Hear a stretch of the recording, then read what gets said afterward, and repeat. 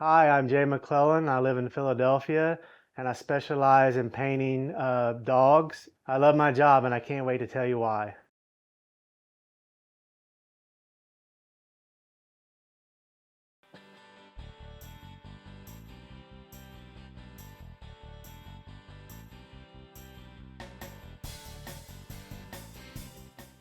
I paint dogs and I work with customers to do paint pictures of their dogs. And I've been doing this now for over 15 years. I use paint, brushes, I use rollers, paint markers, I use all different kinds of materials.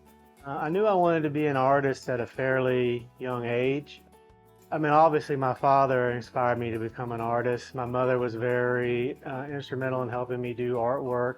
My grandmother, she was also a painter. When I'd go to see her, she would always, tell me different things about painting. And, I was young, I would try to soak it in. Later in life, those things that she taught me, I really have really come back to help me in my portrait work.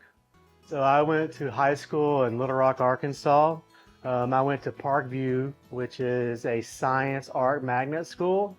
They had dance, they had acting, they had music, they had fine arts. Any kind of art you can think of, they had there. And so that's kind of where I went and picked up the love for art, knew that I wanted to be in the art field. I have 3 degrees. My first one is in graphic design from a school in Little Rock called Remington University. And right from there, I went to the workforce and worked in advertising as an art director. From there, I left that field and wanted to go into the fine art field, and I went to Memphis College of Art, where I got a BFA in drawing.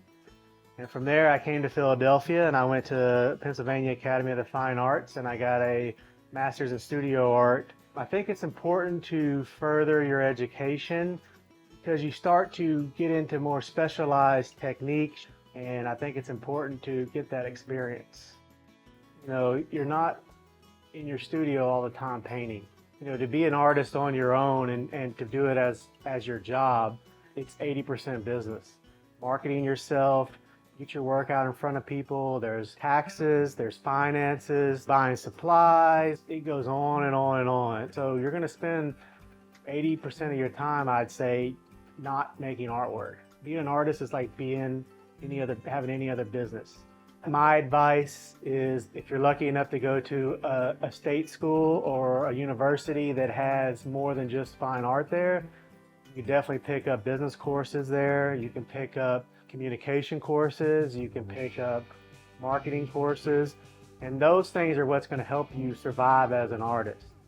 But the most enjoyment I get is just the interaction I get with my clients.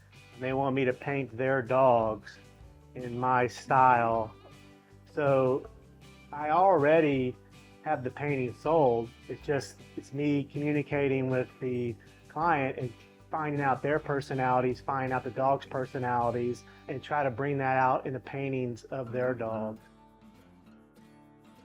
The hard part was in the beginning, when you're in school, like when I was in grad school, and the professors were telling me your work's too sentimental and that it's not academic enough and that you're too happy. I mean, these are things that I had to go through.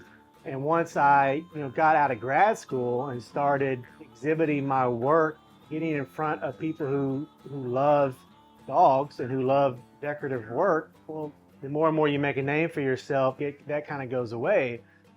You're kind of validated. If you want to go in the art field and you want to be creative and you love being creative, you love making things, my advice for you is to do that. Especially when you're young, you're in college, you're in high school, you're just out. When you have a lot of freedom, take the time to make the work while you have the ability to make it. And I know a lot of young people, they want to make work and sell it and be very financially set. And that'll come if you just take the time to explore the creative side of it while you have the chance to do that. I hope that my video inspires you to find a cool job that you love for life.